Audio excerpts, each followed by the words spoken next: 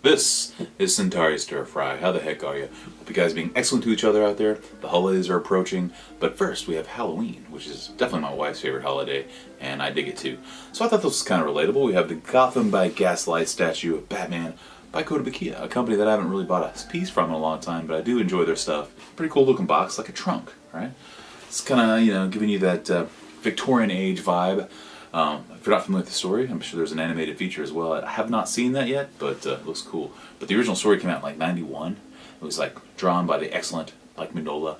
This is like the early '90s, right? So it pretty much started the whole Elseworlds phenomenon that took over, like, I guess it was the late '90s, well into even like the early 2000s. So there's a lot of good stories associated with that, and it was pretty popular, including Kingdom Come. I think that counts as well. Anyway, this box is pretty neat.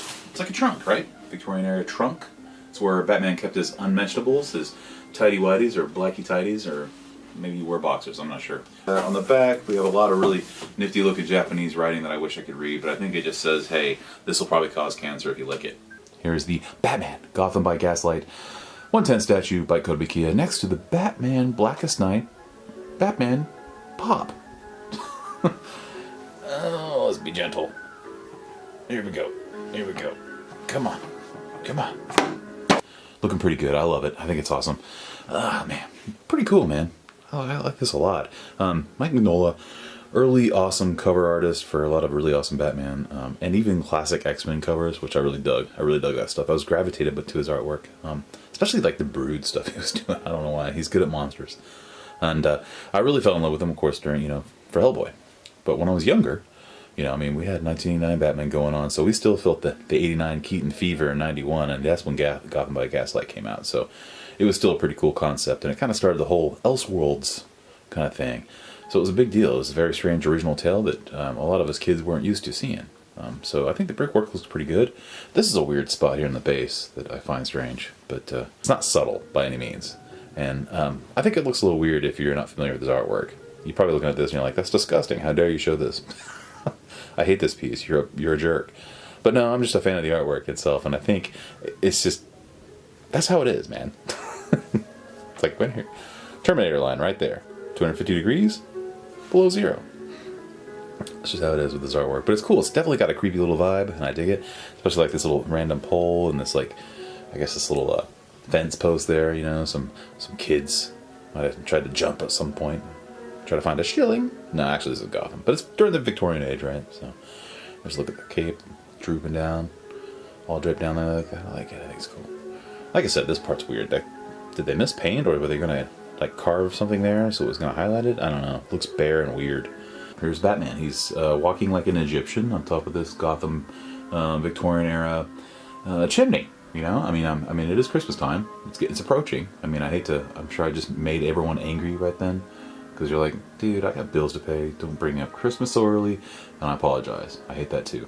That was wrong of me. So sorry.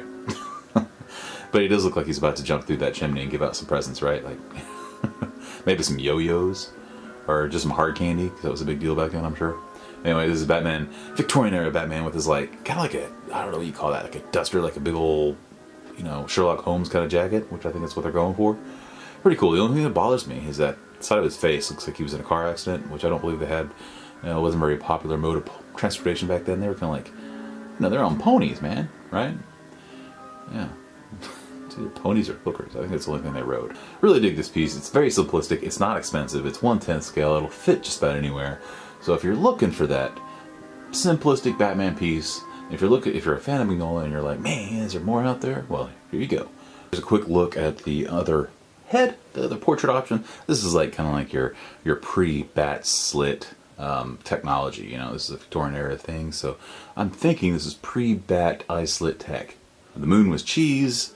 Batman had no eye slits. Yeah, it was a big deal back then.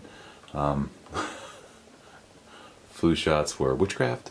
Okay, here's a quick size comparison where we take off. I've got my Batman black and white OG Mike Mignola Batman there, and then we've got the new Gotham by Gaslight Kotobukiya piece here, and they're both 1/10 scale, and I think they work out pretty well.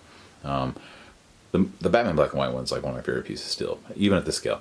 All these big fancy statues, but I still love that one. It's still in my top 5 probably. Anyway, this is a really nice addition. I think it's cool. I think it's cheap. I think it's kind of cheap.